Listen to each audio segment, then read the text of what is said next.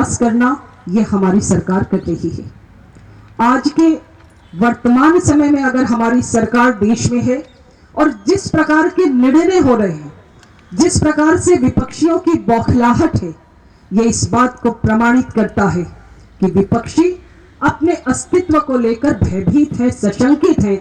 और जिस समय हमने शुरुआत की तो हमारे दल में ये परिस्थितियां थी कि हम राजनीति में कहां खड़े होंगे, लेकिन आज विपक्षी इस बात को लेकर चिंतित है कि अब वो राजनीति में कहां खड़े होंगे, उनका अस्तित्व आज दांव पे लग गया है।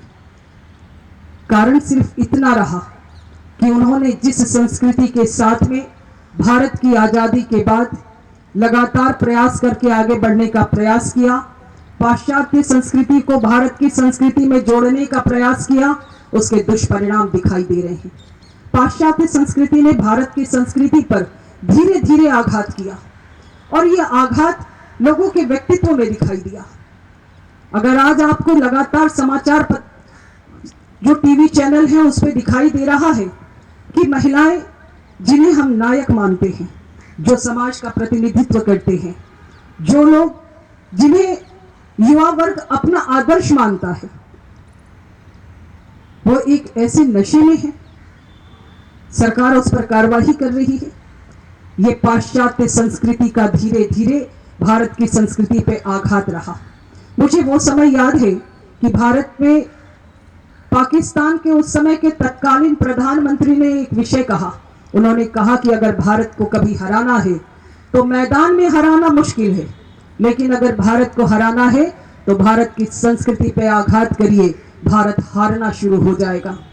उस समय उस बातों का अर्थ नहीं समझ में आता था, लेकिन आज समझ में आता है भारत की संस्कृति किस प्रकार से बाधित हुई है।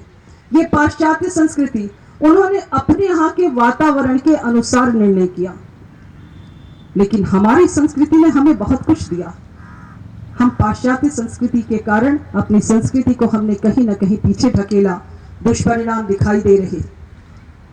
लेकिन आज एक मजबूत सरकार ने यह शुरुआत की है कि भारत की संस्कृति भी फिर से स्थापित हो, इस देश में एक ऐसी परिस्थितियों का निर्माण हो, एक अच्छा व्यक्तित्व निर्माण हो, आने वाला जो युवा वर्ग है वो भारत की संस्कृति से ओतप्रोत हो, उसकी संस्कृति में एक ऐसा व्यक्तित्व का निर्माण हो जो सबल हो, सक्षम हो और अपने लिए तो वो कुछ कर सके, साथ ही साथ समाज के लिए भी कुछ कर सके।